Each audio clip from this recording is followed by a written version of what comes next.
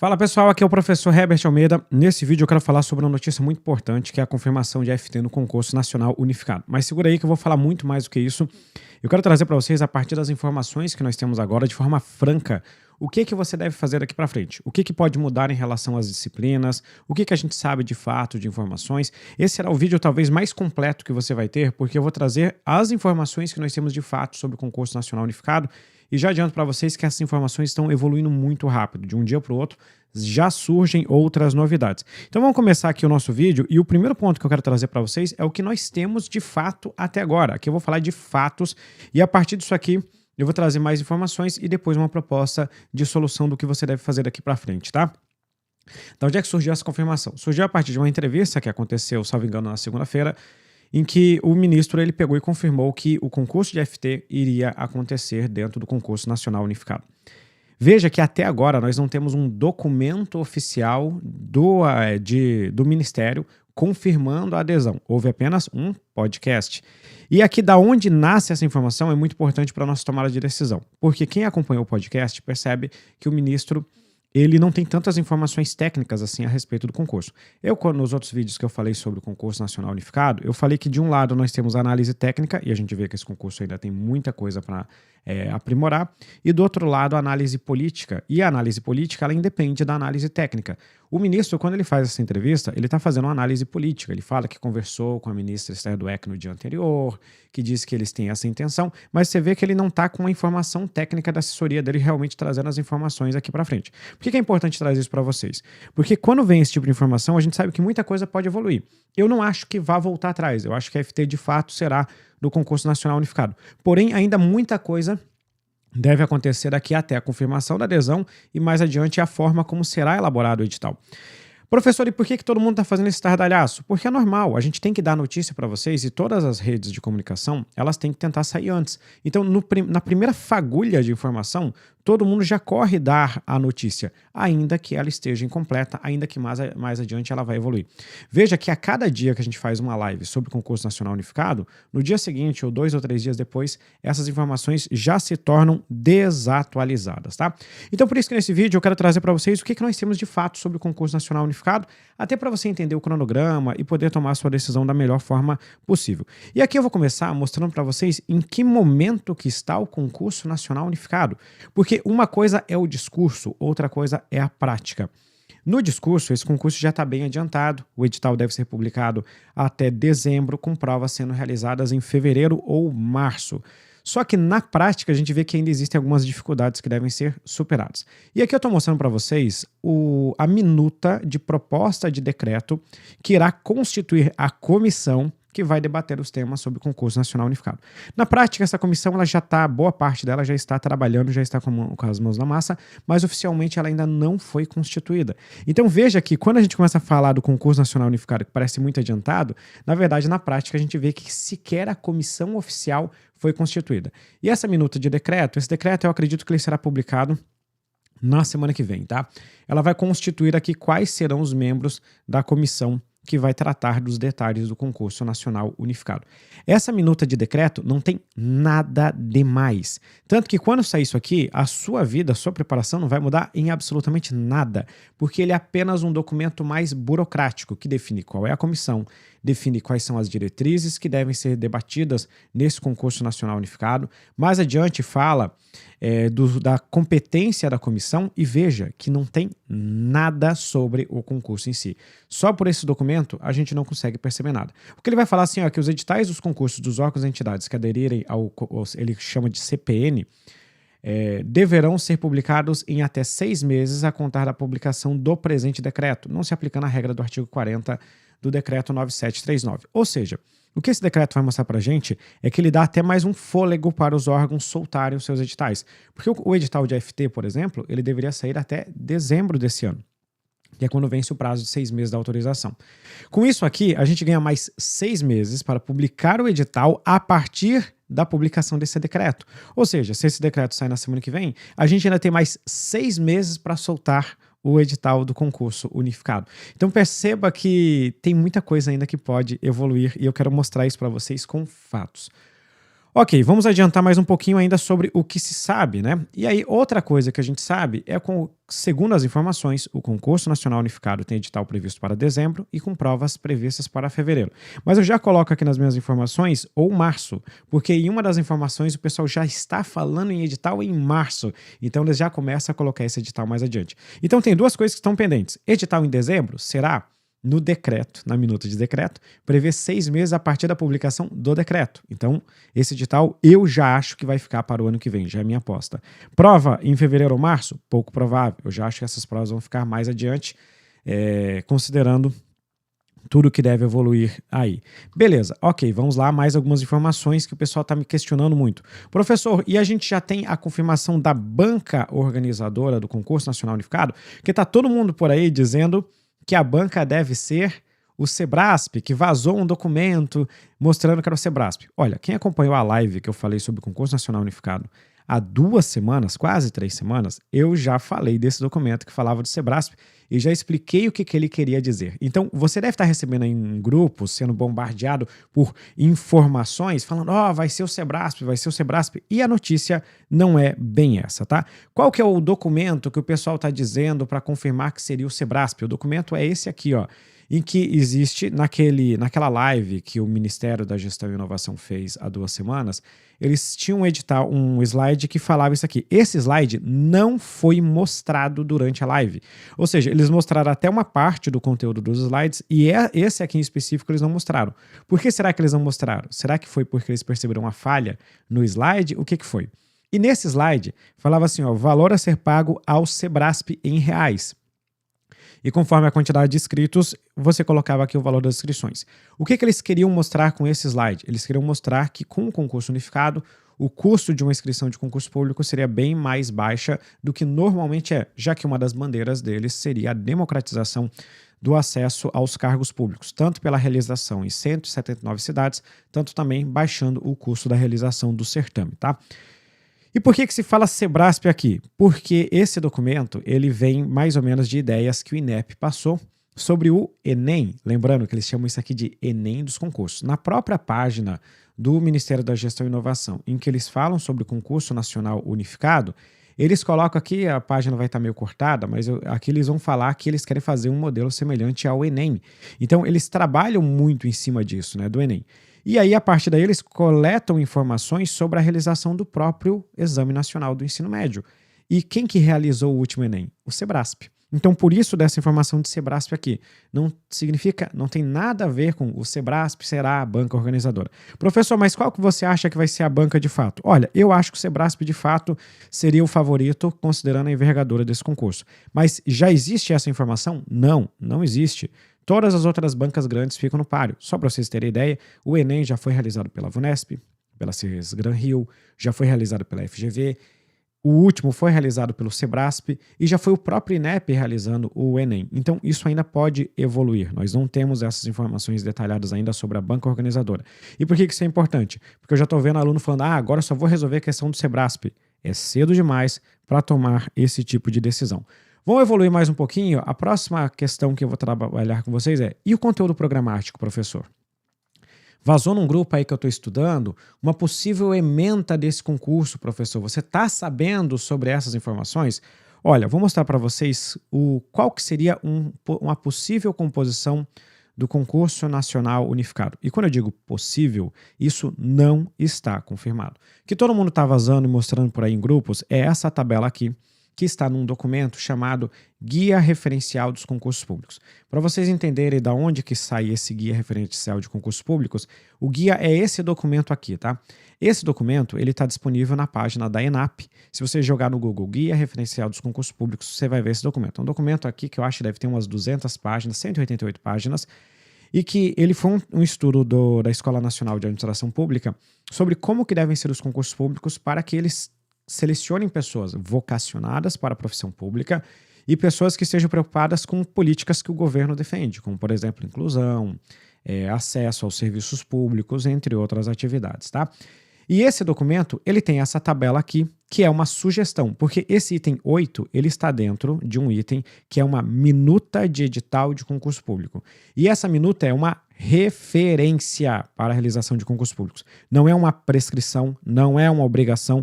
Esse documento sequer é validado por um decreto, sequer é validado por uma lei ou qualquer outro documento. É apenas uma publicação da ENAP, tá? E por isso que muita gente já está divulgando isso aqui como se fosse algo oficial, e não é, ainda não é algo oficial isso aqui. Isso aqui é apenas uma referência, tá? Mas a partir daí, mesmo que a gente tome essa referência como a forma como vai ser o concurso público, quais seriam os conteúdos programáticos e será que muda alguma coisa? Bom, nesse documento nós teríamos a prova com 3 fases, né? Ou 3 blocos, melhor dizendo. Conteúdos básicos, conteúdos transversais e também conteúdos específicos. O transversal e o básico seria a primeira etapa do concurso nacional unificado. Lembrando que em nenhum momento nas divulgações, nas palavras do secretário de gestão de pessoal, ele fala em transversal, ele só fala conhecimento básico e conhecimento específico. Mas ou ele está ignorando essa segunda etapa, a segunda parte, ou ele está considerando o transversal junto com o básico, já que isso aqui entraria dentro daquilo que a gente chamaria de ementa comum, ou seja, os conteúdos programáticos que seriam os mesmos independentemente da área que você tivesse do concurso público. Seria talvez a prova da parte da manhã, já que a prova será num dia inteiro, a prova da manhã teria esse bloco aqui. E o que nós encontramos no conhecimento básico? Língua portuguesa e raciocínio lógico matemático, e aqui um XXXX. Porque o que eles estão falando? Aqui é só para mostrar para vocês exemplos do que seriam de conteúdos gerais que qualquer pessoa deveria dominar. E eles colocam, ó, língua portuguesa, raciocínio lógico matemático e outras disciplinas.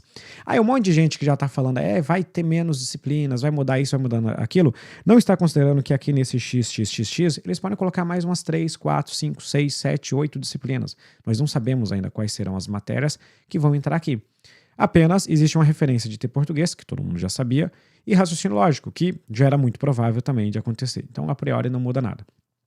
Professor, mas eu estou preocupado com esse conteúdo transversal. O que seria esse eixo transversal?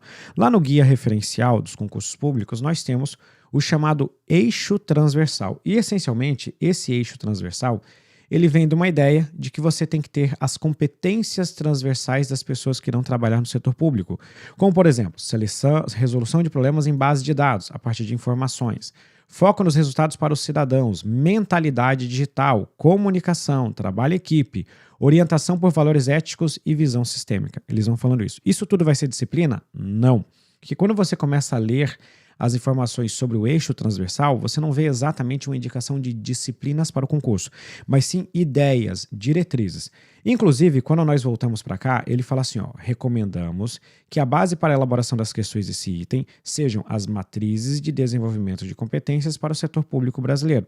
Veja, eles não estão falando exatamente quais as disciplinas e só estão dando uma referência. E o que são essas matrizes de desenvolvimento de competências? É outro documento, também da ENAP, e nesse outro documento, publicado em 2021, você tem as matrizes de desenvolvimento de competências para o setor público. E aqui, em nenhum momento, você tem sugestão de disciplina. O que você tem aqui são apenas algumas diretrizes. Por exemplo, você tem que ter um profissional focado nas competências que o setor público precisa. Você precisa, ele vai trabalhar aquela questão do chá, né, que a estudo de administração sabe, de conhecimentos, habilidades e atitudes. E ele vai falando como que você pode desenvolver ou selecionar isso. E ele coloca lá um monte de informação sobre liderança, trabalho em equipe, foco no mundo digital, foco no cidadão. Então você vê assim, ó, não tem nenhuma disciplina aqui. Existem apenas informações gerais. Então não dá para a gente saber exatamente o que vai aparecer no eixo transversal. Ainda não existe, é muito cedo para tomar qualquer tipo de decisão e pode ser que isso aqui simplesmente nem apareça na sua prova. Beleza, professor, já me convenceu dessa parte, mas eu quero saber mais. Nós temos alguma informação sobre os conhecimentos específicos, que seria o próximo bloco, qual que seria o peso, quantas matérias? Também não. E aqui vem uma particularidade que eu tenho que mostrar para vocês, tá? Como que deve ser a prova do concurso nacional unificado? O que eles preveem é a prova em um único dia, e nesse único dia você teria uma prova de manhã de conhecimentos comuns, gerais, comum para todo mundo, e à tarde a prova de conhecimentos específicos. Na parte 1, nós teremos pelo menos os conhecimentos básicos e talvez esse conteúdo transversal, que eu volto a dizer. Em nenhum momento eu vi o secretário de gestão de pessoas falando de eixo transversal. Ele sempre se refere ao conteúdo comum, aos conhecimentos básicos. E na parte da tarde, os conhecimentos específicos e discursiva. Isso é o que aparece nas notícias que o Ministério da Gestão e Inovação divulgou para a gente. Esse conhecimento específico seria dividido em 8 áreas, conforme um perfil profissional que o Ministério fez. Numa live que eu falei do Concurso Nacional Unificado, eu falei que eu até achava que isso vai mudar em breve. Por quê? Porque aqui eles estão classificando os órgãos por área finalística do órgão e nunca pelo trabalho que o profissional vai desempenhar. A maioria dos órgãos, e aqui eu tenho um artigo no site do Estratégia, em que a gente fala sobre quais órgãos já aderiram e quais órgãos já pularam fora do Concurso Nacional Unificado, que tem uma tabelinha depois, se você quiser acompanhar, de cada um deles. E aqueles que estão em estudo, eles sempre questionam, tá, mas olha só, como é que vai funcionar a seleção dos nossos profissionais que vão trabalhar na área do direito, na área de tecnologia da informação, na área do isso e daquilo? Então, a maioria dos órgãos que não disse nem que sim e nem que não, eles acabaram questionando o Ministério sobre esses pontos. Por isso que eu ainda acho que o modelo do CNU vai mudar para um modelo não focado no órgão, mas focado na área de atuação de cada um deles. Essa é a minha aposta. Não tenho informação sobre isso, mas seria a minha aposta, o que mudaria muita coisa ainda sobre esse concurso. Mas, de qualquer forma, na informação atual, nós temos 8 áreas em que você divide cada órgão dentro da área.